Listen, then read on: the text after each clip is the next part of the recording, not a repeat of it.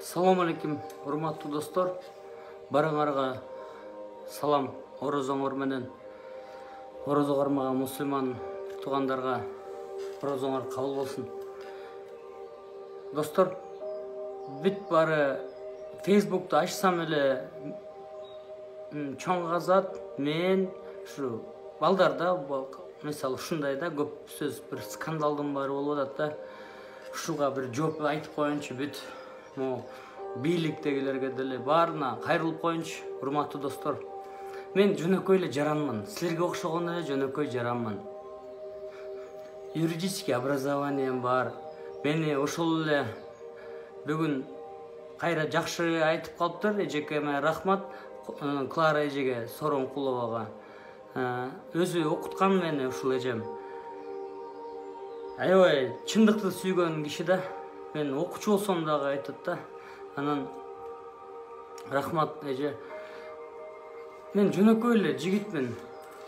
Кыргызстанга күйгөн. Эмне акча менен бүт чечилеби? Бүт бийлиги дагы, президентство, премьерство, жогорку кеңеш, эл бүт эле акчага чечилеби? Чечилбеш керек да. Эмне акчага эле олигархтар келе береби? Эмне олигарх болбосок биз эмне малбызбы? Эмне элдин үнүн айта албайбызбы? Ошон үчүн мен катуу призыв кылганым ушул. Эчтеке талкалабайбыз, эчтеке угуп тургула. Ошон үчүн айткам силерге. Биз деген мен деле канча жыл стажым бар, тергөөчүмүн да. Мага бербегиле, ким суроо иштеп жүргөндө эмне мен рядовой болчумун. Силер деген тетиги Элмырза Сатыбалдиев деген миллионер генпрокурор, ошого бергиле. Дальше Ибраев Байтемир деген миллионер генпрокурор болуп калган. Сразу эле генпрокурордун миллионер. Ошого бергиле суроону. Райымды эмне айтпайсың дейт. Райымды целый Азаттык, Америка спонсировать этет ушу Азаттыкты. Ушу Америка айтып атат. Америка. Азаттыктан. Мен кухняма жылдырайсыңарбы? Силерде кухня жокпу? Достор, давайте по душам мен силерге бирдеме айтып берейин. Эмнеге наркотикти үйрөт дейт. Амстердамга барганбыз, эс алгам. Голландияга барып, укмуш да Амстердам, укмуш да. Ушакка барып кайсы жатканбыз, кофе шопторго барганбыз. Анан ошол менен айтып атышат да. Күлүп, каткырып жүргөн сүрөттөрүбүз бар, ошолорду айтып атат да. Эми бул Грузияга барып вино ичпей кел деген сөз да. Или Молдавияга барып вино ичпей кел деген сөз. Достор, көп көңүл бурбагылачы. Газпром дейт. Вымогать етип турсуңар дейт. Газпром вымогать эткен эмесмин. Бир байкем бар. Жакшы, бул Газпромдо иштейт. Ошол чалыптыр. Сыймык тиги, если эметсеңер, Газпром куйуп беребиз дейт. Тиги Россияга 10 эме даярдаган турбайсыңар дейт. 10 автобус. Ошонун бензинин куйуп беребиз дейт, как спонсор катары. Мен айттым, рахмат. И бизге разрешение Канат Хасановго бербей коюшту өкмөт. И алып келген жок, и бензинди алган жокпуз. Эме кылбагылачы, акча алган жокпуз. Эч кимден. Ушу акча алганын атайын сайттар чыкты, мени каралаган. Чыркыраган чындык, анан абал кечи бирдеме эле укмуш сайттар чыгып кетти мени жамандаш үчүн. Мен менен ушунча күрөшөсүңөрбү? Мен бир кухняда отуруп эле айткан бир жаранмын. Достор, бир туралычы, бир турсак бүт баарын мисалы алып коебуз эмес. Алып кое албасак дагы шермендесин чыгарып атпайбызбы?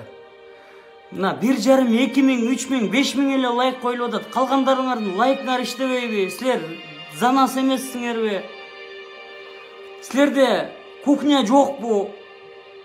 Же силерде камера жокпу? Биягында мындай камера болот да. Же сүйлөбөйсүңөрбү? Сүйлөбөйсүңөрбү, достор? Бир 20 эле киши чыкпадыбы? 20 киши менен каяка барабыз? Барыңар сүйлөбөйсүңөр, мен тааныгандар, тааныбагандар, эмне отурасыңар? Биз бийликти оңкоруп, тоңкоруп келели деген жокпуз. Андай таактыр, үчөөбүз сүйлөшкөнбүз. Максат Мамытканов барбыз. Биз деген мыйзамды сыйлаган балдарбыз. Биз офицербиз да. Старший составдагы офицербиз. подполковникмин мен. Анан достор, мен деле могу иштеп жүргөндө канча жолу эметтим. Өзүмө иш козгоп коюшташкан. Ушуну чабышып атып кеткем. Менден сурабагыла. Достор, бир болуп турушубуз керек. Бир болуп турушубуз керек. Эч нерсе ишенбегиле. Эгерде элим турса, бүттү, до конца турабыз. До конца турабыз, до конца. Эч ким коркута албайт. Эч кимдин проектиси эмесмин. Ошол мына проекттиги айтып коеюн. Мына бизде Айбек, анан Барсбек деген режиссер балдар бар. Волонтерлор. Ошолор Манастын канча эмесин мультфильмин тартып беришти. $800 эле. Канча мультфильм, аны аябай кымбат болмок. Ошого $800 Максат Мамытканов, Канатбай Байкал үчөөбүз чогултуп, мен $100 берген, мисалчы апарып, андан бөлөк жок эле. Өздөрү билет сурап алалычы ошо. Мына ал монтажга, тияка озвучкага кетет да, өзүнө эмес даже алар балдар. $8 араң таап атабыз, мына араң. Могу балдар баян чогултушуп арендасын төлөштү. Азыр фонд ачылат, Чоң Казат деген. Ошо фондко таштагылачы достор, эч кимден суратпай эле койгулачы. Элдик мына, давай партия ачканаттыр булар дейт. Эмне отура беребизби анан? Булар партияга пиар кылып атыптыр. Пиарда отура бересиздер. Мындай шанс болбойт просто. Коронавируска просто рахмат, Кудайга рахмат. Кыргыз кандай эл экенибизди көрдүк. Кыргыз мостун астында, талада. А булар деген Муралиевдин бир эле Киевский Держинкада бир глейген жери менен кошу особнягі 24 этаж ушуну турбайбы? Бир эле физприбордо, бир эле үйдө, элиткада 9 квартирасы бар экен. Ай бүт ошолордун дом работниктери чалып айтып берип атпайбы мага? Мурун бүт ошолорду иштеп кеткен кишилер айтып берип атат мага чалып. Роза киши эмес дейт. Айтып берип атышат да. Достор, давайте бир туруп туралык. Эч кимге ишенбегиле, эч кимден вымогать айтпай элебиз, эчтеке кылбай элебиз. Эркекче айтабыз.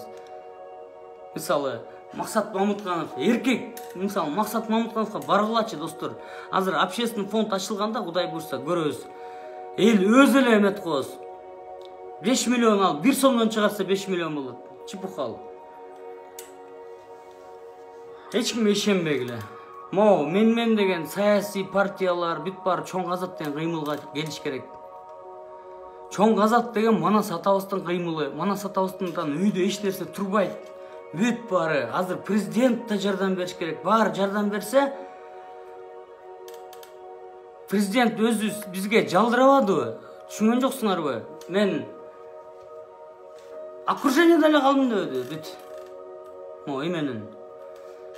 Достор, давайте баарын эле жамандай бербей, баарын эле минте бербей, под один эме ура бербей, калыс бололчу.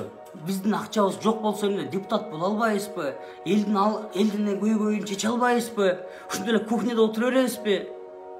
Эч кимдерди үгүттөгөн жокмун, эшикке чыгып, эми бир лампочка сынса ошол алмашканга акча жок. Мен айтып коеюн. Эчтеке талкаланбаш керек. Ал бүт баары арендада бүт эле кыргыздар отурат. Силерге окшогон эле. Биз бүт мародер болбодук. Мен 2 революциядан көрбөдүм. Кандай мародерство эткен. Биз баарыбыз ууру болуп атпайбызбы? Ушу ууру болбойлук. Баклашка ыргытпайлык, экологияны сактайлык, жөн эле бирдемени эмете бербейлик, резинка өрттөй бербейлик, жөн эле бир природаны өзүбүз сыйлайлы да, достор, өзүбүз да мындай ойгонолу да. Эмнеге мына жанакы уялбайсыңарбы? Жанакы дача суу дегенин ичинде эмне деген мусор бар экен, аны эмне госэкотехинспекция карабайт? Эмне ошолор барып эме кылышпайт? Штраф ушунда айтып атпайм, бүт баарын иштетиш керек. Силер кухняны бөлүшүп тургулачы, достор, азыр бүт айтып беребиз. Банктар жөнүндө айтып берем. Банктар силер кол кылып алды ушулар, атайын 38%, 5% менен берем деген банктар толтура дүйнө жүзүндө. Мен Эмил Токтогонов Кул атуу эртай маш федерациясынын башкы машыктыруучусу жана негиздөөчүсү, Кыргыз Республикасынын Кул атуу федерациясынын президентимин. Өзүм Кыргызстандын желегин көтөргөн мушкер болгон убагында канчалаган мушкерлерди дайындап, канчалаган дүйнөлүк чемпиондорду дайындадым.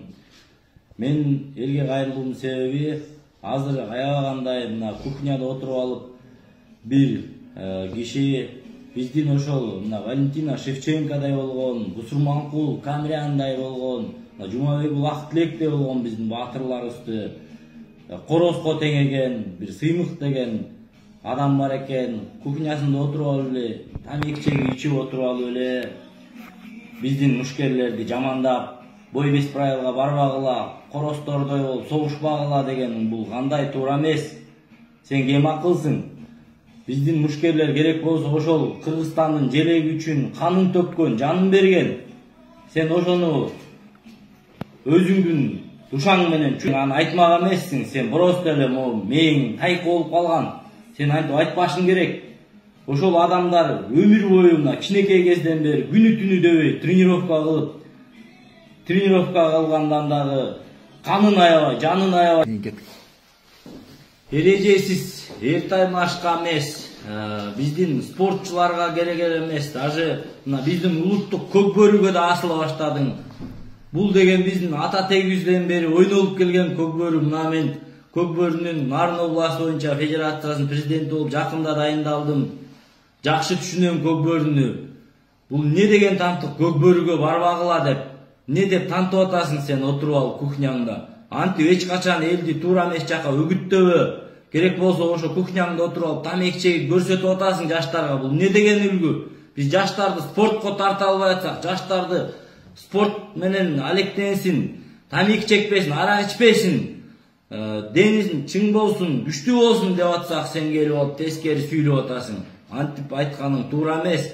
Антип айтканың үчүн жооп бересиң сен бир күнү. Бизди коросторго теңеп, биздин мушкерлерди. Не бул андай кылганың? Туура эмес ал мындай кылганың.